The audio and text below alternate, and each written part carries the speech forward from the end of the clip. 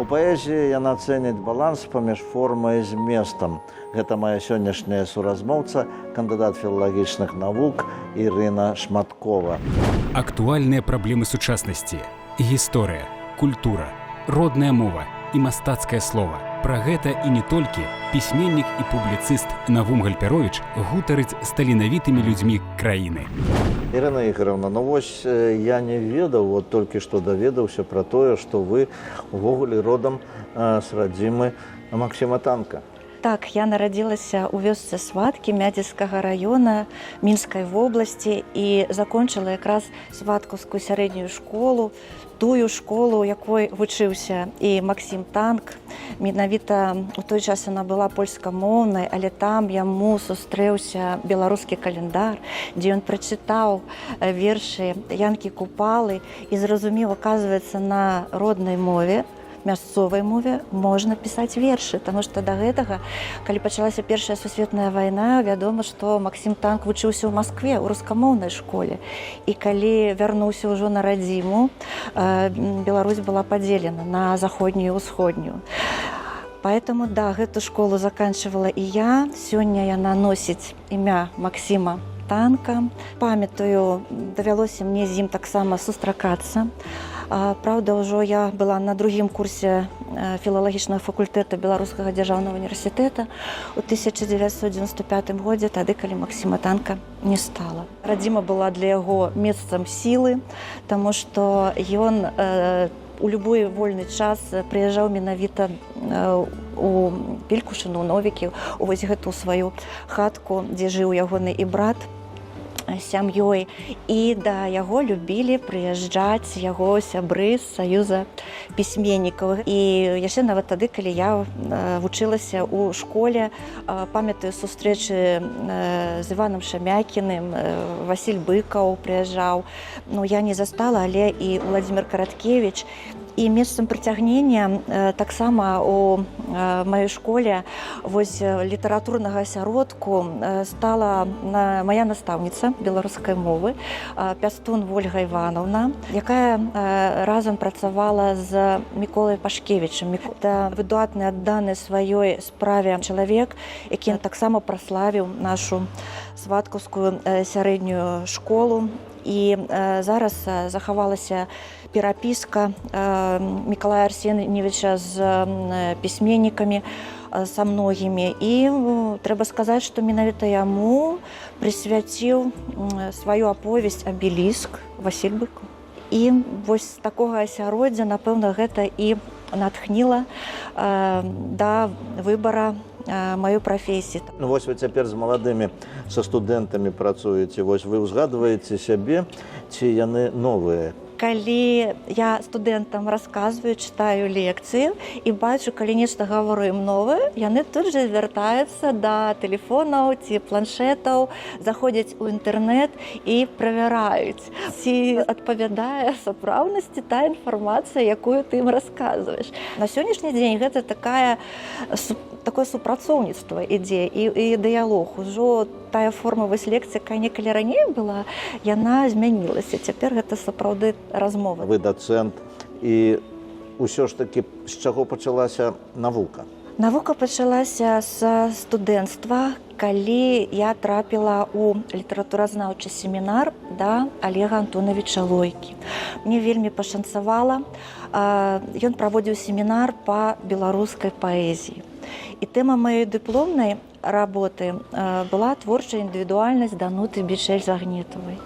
І вось з першых артыкулаў удзелу ў студэнцкіх канферэнцыях, напэўна, і пачалася моя навуковая праца.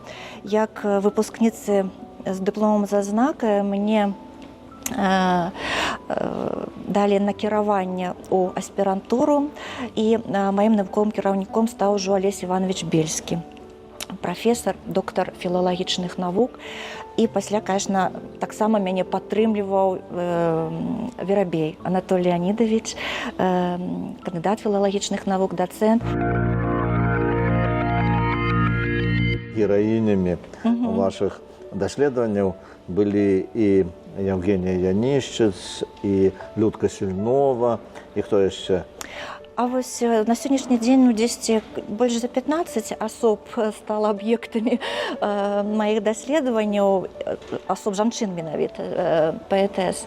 І я планую у гэтым рэчышчы і далей працаваць, таму што лічу гэта вельмі неабходна, таму што калі у школьнікаў пытаешся на адных з першых заняткаў, а назавіце, калі ласка, у беларускай літаратуры жанчын-творцаў. І, конечно, называюць у першую чаргу Евгенію Янішчыц, яе ведаюць, добра ведаюць, і бывае, што яшчэ ўспамінаюць цётку Алаізу Пашкевіч. У большасці выпадкаў на гэтым і спыняюцца. Хтосьці пасля яшчэ можа ўспомніць Веру Вярбу, можа быць Канстанцыю Было, і калі ты пачынаеш ужо пералічваць, да, то есть чулі, але вось так назваць не могуць. І гэта сапраўды, я лічу, праблема у літаратуразнаўстве, і я вось спрабую яе неяк сваімі такімі сіламі вырашыць, таму што калі ўзяць, напрыклад, акадэмічнае выданне гісторыі беларускай літаратуры 20-го стагоддзя, усім вядомы 4-томнік, 4-ты том з 3 кніг, то ў першым томе толькі адна аўтарка жанчына, гэта цётка, у другім, трэцім і ў першай кнізе 4-го тома няма ніводнага імя жанчыны-творцы. Таксама возьмем пералік нашых народных пісьменнікаў, паэтаў. На сённяшні дзень яны налічваюць 19, да? Нядаўна папоўніўся гэты спіс, 10 народных пісьменнікаў, 9 народных паэтаў Беларусі. Сярод іх, на жаль, я лічу, няма ніводнай жанчыны. Не ўсе згаджаюцца з тэрмінам жаночая паэзія.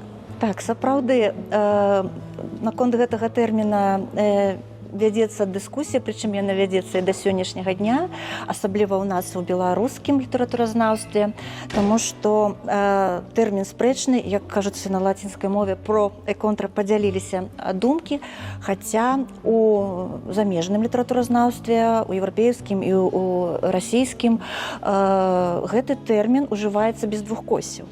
Калі я выходзіла на абарону ў 2012 годзе, мне нават зрабілі заўвагу, што гэта тэрмін з'яўляецца тэрмінам літаратурнай крытыкі, а не літаратуразнаўчым. І яго трэба ўвогуле браць у двухкосці. Я, калі вось таксама мяне, што называецца, закідалі камянямі з гэтым тэрмінам, калі я працавала ў Дзяржаўным музеі гісторыі беларускай літаратуры, мы стварылі выставу пад назвай «Апякункі паэтычных нябёсаў». На ёй прысутнічалі Раіса Баравікова, Ірына Богданович, Людка Сільнова, Галіна Кражанеўска і Анатоль Вярцінскі. І у экспазіцыі гэтай выставы былі прадстаўлены такія імёны, як Евгенія Янішчыц, Вера Вярба, Еўдакія Лось. Вось тады ў мяне выйшла якраз манаграфія. Я ўжо абараніла дысертацыю. І, конечно, калі былі запрошаны на адкрыццё выставы самі творцы і даследчыкі, і ўзнікла размова, мне вельмі спадабаліся словы, яны мяне натхнілі, Анатоля Вярцінскага. Я да яго падышла і запыталася: Анатолій Ільіч, дык ці ёсць жаночая паэзія? Вот як мне з гэтым тэрмінам быць? Ці я, можа, нешта тут адкрываю Амерыку? І ён сказаў: ну, конечно, ёсць. І жаночая літаратура, ягоныя словы, адрозніваецца ад мужчынскай літаратуры роўна так, як жанчына адрозніваецца ад мужчыны. І я, конечно, у сваёй працы прыйшла да такой высновы, што у любым выпадку можна гаварыць у беларускім літаратуразнаўстве пра такі феномен, як беларуская жаночая плеяда. І гэта вялікая колькасць прыходу літаратуры, адначасовага прыходу жанчын-творцаў. Нядаўна, у 2023 годзе, Саюз пісьменнікаў Беларусі сумесна з выдавецтвам Аверсэф наладзілі выпуск серыі «Сучасная беларуская літаратура». І вось выйшла цудоўнае выданне «Размовы з люстэркам». У яго ўвайшлі жаночыя навелы. У укладальнікам і аўтарам уступнага артыкула стаў Алесь Калаевич Карлюкевич. І мне вельмі спадабалася, таму што гэта пацвердзіла мае вось тыя нейкія думкі, пра которые я раней пісала. Пра тое, што крытэрыем адбора твораў для гэтага зборніка стаў не проста гендерны прынцып там мужчына-жанчына, а гэта палітра жаночага пагляду на сённяшні час і на паўсядзённасць. І пры аналізе жаночага пагляда сумесна з мужчынскім паглядам ствараецца цэласная карціна нашага часу, літаратурнага працэсу, нашага жыцця. Наша беларускае слова, беларуская мова, беларуская літаратура – гэта культурны код нас, беларусаў, як нацыі. Мала вядома, што вось той верш «Рушнікі», который ўсім вядомы, некаторыя лічаць, што ён народны, оказывается, што аўтарам з'яўляецца Вера Вярба. У горадзе Заслаўль ёсць музей маляванкі, і там дэманструецца маляванка, на якой Ясь і Алена Ляракі. І вось нейкім цудадзейным такім чынам усё гэта пераплялося. Жаночая літаратура, жаночая паэзія, Вера Вярба, песняры, маляванка.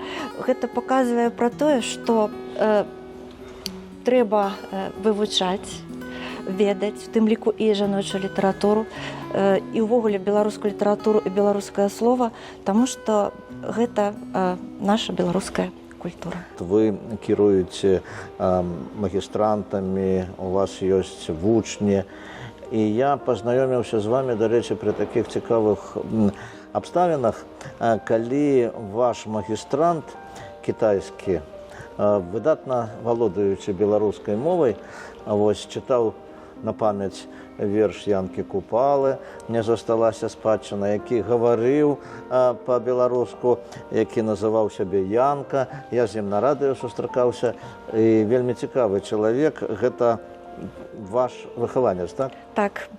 Гэта мой выхаванец, гэта мой магістрант.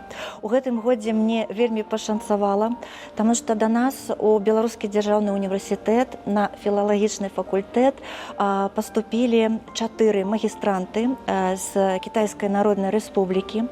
Гэта выпускнікі Сіанскага універсітэта замежных моў.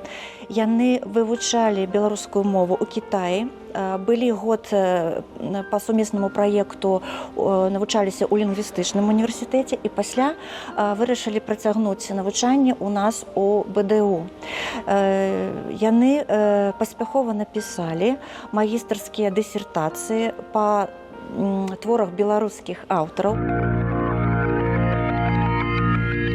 А вось пра мужчын паэтаў, пра мужчын пісьменнікаў скажыце, хто вам цікавы, каго вы маглі назваць як цікавых дзеячаў, творцаў нашай беларускай літаратуры? Ну, конечно, Янку Купалу, Якуба Коласа, Максима Богдановича. Гэта нашы класікі. Калі апусціць гэтыя імёны, то гэта Уладзімір Дубоўка, Максім Танк і, напэўна, Рыгор Барадулін. Гэта калі з асабіста. А вось сёння ёсць такое аб'яднанне, якое аб'ядноўвае маладых творцаў сярод студэнтаў, выкладчыкаў, увогуле на факультэце? Так, у нас, конечно, існуе такое аб'яднанне на кафедры тэарэтычнага і беларускага літаратуразнаўства. Ёсць літаратурнае аб'яднанне «Альтанка», якое гуртуе вакол сябе творцаў, паэтаў, пісьменнікаў сярод студэнтаў. Іх, конечно, на філалагічным факультэце багата. І гэта пасяджэнні, на якія запрашаюцца вядомыя паэты, пісьменнікі. Вось быў і Віктар Шніп, прыходзіў у мінулым годзе да нас, і Людміла Рублеўская. І гэта выданне штогадовае, менавіта зборнічка паэзіі для маладых творцаў. Это вельмі важна. Калі б іншапланецяне, напрыклад, умоўна кажучы, прыляцелі сюды і наладзілі б культурны кантакт, і што б вы ім прапанавалі, каб ведаць пра беларусаў, пра беларускую літаратуру, якога творца ці якую кніжку? Спачатку Якуб Колас «Новая земля». Энцыклапедыя беларускага жыцця, Паўлінка Янкі Купалы. Сярод прозы, напэўна, пачаць з Караткевіча. Усяго найлепшага вам поспехаў. А я нагадаю нашим телегледачам, што сённяшнія мае госці, мае суразмоўцы была літаратуразнаўца, кандыдат філалагічных навук, дацэнт Беларускага дзяржаўнага універсітэта Ірына Шматкова. Усяго найлепшага, да пабачэння, да сустрэчы.